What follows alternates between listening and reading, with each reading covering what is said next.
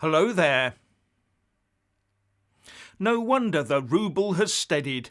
In fact, it's been rising against sterling for a couple of days now.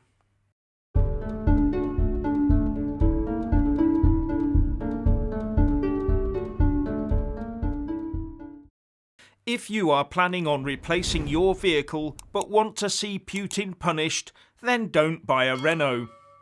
But if you want a Putin win or don't believe in sanctions, then you'll probably go out and buy one. Because the French car manufacturer Renault has decided to resume its Russia manufacturing operations. I wonder if that's the sort of thing that Macron and Putin have been chatting about during their little tete-a-tetes that we hear so much about. So if it's not the gasping for gas Germans bankrolling Putin's war machine, we have the French car maker helping to keep the Russian population mobile.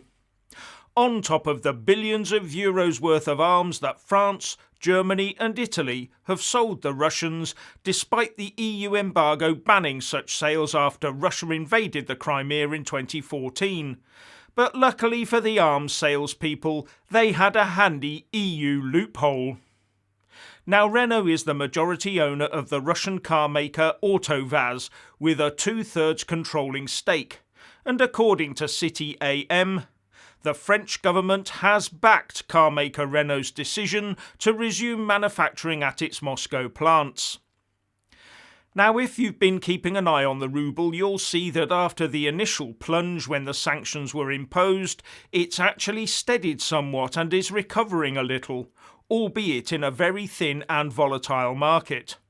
And the reason for that is the money that keeps flowing into Russia as it sells its oil and gas to the European Union with no real end in sight, and to the UK for the rest of the year, as well as the special deals the Kremlin does with the likes of India.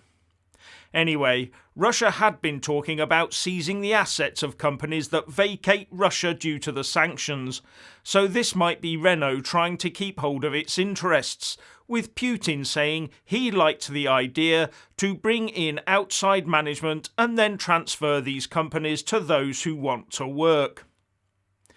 This may all be a sign that the West has achieved all it can with sanctions.